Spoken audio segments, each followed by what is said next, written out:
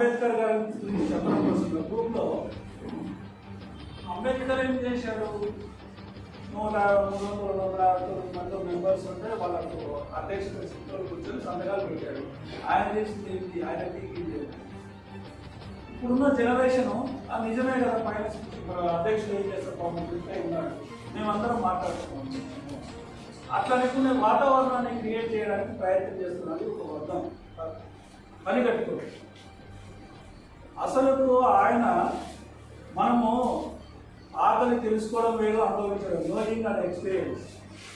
ఆయన ఓడిపోయిన రాజ్యాంగ సభకు ఎందుకు తిరిగి ఎన్నుకొని మళ్ళీ ఆయన పెట్టాడంటే, రాజ్యాంగం ఫస్ట్ ఎవరైతే అట్టడుగున ఉన్న వాడి వరకు రీచ్ కావాలా, రీసోర్సెస్ సమాజం అని చెప్పేసి అనుకున్నప్పుడు ఆయన అయితేనే దీనికి న్యాయం చేయగలుగుతాడు. ఉన్నత విద్యావంతులు అట్టడుగు వర్గాన్ని చూసిన వాడు కాబట్టి ఆయన రాజ్యాంగ సభకు ఇచ్చాడు.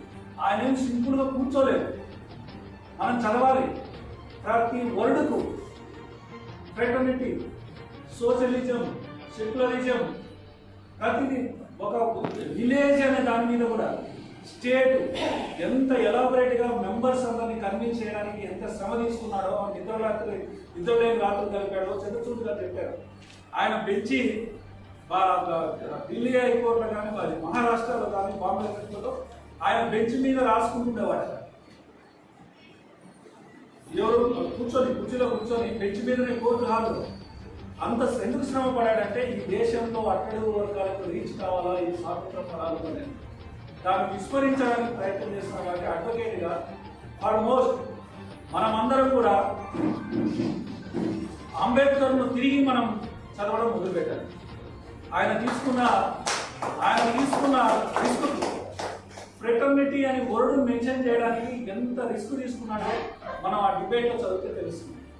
ఆయన మొత్తం చెప్పాడు, సోదర భావం అనేది లేకుండా ఈ రాజ్యాంగంలో వేస్ట్, ఆ పదం ఉండాలని చెప్పేసారు.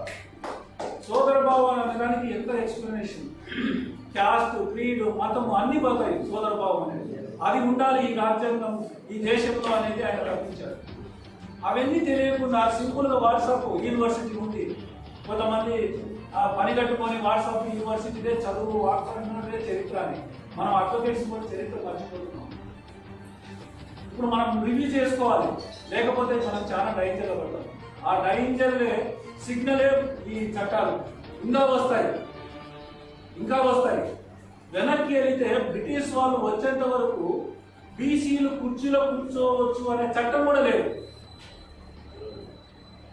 సమాధుల కింద, పెద్ద పెద్ద భవంతుల కింద అట్టడుగు వర్గాన్ని తీసుకొని వచ్చేసి సమాధుల కింద మనిషిని బతికిలేవన్నీ వేసేసి ఆ పునాదుల మీద పెద్ద పెద్ద బిల్డింగ్లు కట్టగలరు. బ్రిటిష్ వాళ్ళకి వచ్చిన తర్వాత చట్టం వచ్చింది, సతీ సహగమం, ఇవన్నీ కూడా కానీ తిరిగి రివ్యూ చేయడానికి ప్రయత్నం చేస్తున్నదాన్ని మనం అడ్డుకోవాలి. తర్వాత ఇంకా కొత్త చట్టంలో వస్తే ఒక ఊరిలో ఒకటి మాత్రమే ఎగ్జాంపుల్ చెప్పాను. అన్ని మనం 65B అమెండ్మెంట్ యాక్ట్ చూసాం, ఎవిడెన్స్ యాక్ట్, ఇది డిజిటల్ వచ్చిన తర్వాత 65B సర్టిఫికేట్. ఒక ఎగ్జాంపుల్ చెప్తా.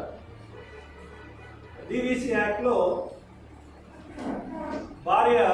భర్త ఏం చేశాడు, భార్య ఆధార్ కార్డు తీసుకున్నాడు, దాంట్లో ఆయన ఫ్రెండ్ ఫోటో పెట్టాడు, అడ్రస్ అంతా ఉంటే ఫోటో మాత్రం భార్య ఆయన ఫ్రెండ్ ఉంటుంది. ఎక్కడ లాడ్జికి పోయినా ఆధార్ కార్డులో నెంబర్ అదే ఉంటుంది, అడ్రస్ అదే ఉంటుంది, ఫోటో వేరే ఉంటుంది. ఇద్దరు పోయి లాడ్జిలో పోతారు, చెన్నై పోతారు, బాంబే పోతారు, ఐడియా ఆఫీస్. ఆయన చేయగలిగిన మరి ఆయన అట్లా తిరిగినాడంటే ప్రూవ్ ఎట్లా చేయాలి?